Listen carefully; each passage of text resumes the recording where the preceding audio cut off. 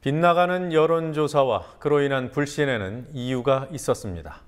6.4 지방선거 때 실시된 800여 회의 여론조사를 분석한 결과 정확성이 떨어진다는 집전화 ARS가 절반이었고, 이 경우 20대에 대해 평균 너댓 배, 최대 12배까지 가중치를 주었던 것으로 나타났습니다.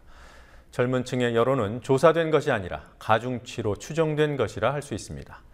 떴다 방식 여론조사 업체와 돈 안 들이고 여론조사 한번 해보려는 언론사가 엉터리 여론조사를 양산하고 있습니다. 강신혜 PD가 보도합니다. 지난 6.4 지방선거 때 실시된 여론조사는 중앙선관위 집계를 기준으로 할 때 약 800건에 이릅니다. 이 중 조사자를 투입하지 않아 정확성이 떨어진다고 지적받는 집전화 자동응답 ARS 방식이 여전히 절반에 달했습니다. 휴대전화와 집전화를 모두 포괄하고 조사자가 투입되는 유무선 전화면접 방식은 165회로 ARS 다음으로 비중이 높았고, 집전화만 대상으로 하는 유선 전화면접도 150회로 비슷했습니다. 표본의 크기는 500명에서 800명 사이였던 여론조사가 370회로 가장 많았습니다. 표본이 1000명에도 미치지 못하는 여론조사를 모두 합하면 482회로 전체의 절반이 넘습니다. 반면 1500명 이상이 참여한 여론조사는 57회에 불과했습니다. 여론조사 표본의 신뢰도를 보여주는 지표라 할 수 있는 응답률은 10%에도 못 미치는 경우가 409회였습니다. 응답을 거부한 경우가 10명 중 9명이 넘었다는 뜻입니다. 응답률이 20% 이상이었던 여론조사는 92회, 전체의 9분의 1 정도였습니다.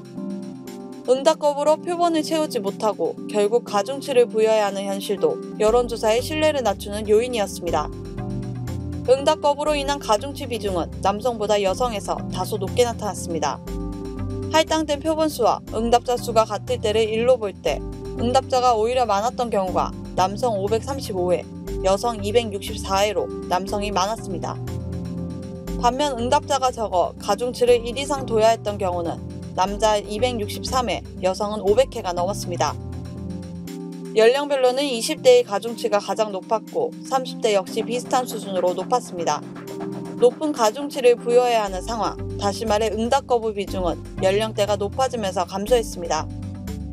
젊은 층의 응답 거부 현상은 집전화 ARS 조사에서 특히 두드러졌습니다. 20대의 경우 집전화 ARS 조사에서는 평균 3.7배의 가중치가 부여됐고 최대 12배까지 가중시킨 경우도 있었습니다. 유무선 전화면접 조사에서는 가중치가 평균 1.4배에 그쳤습니다.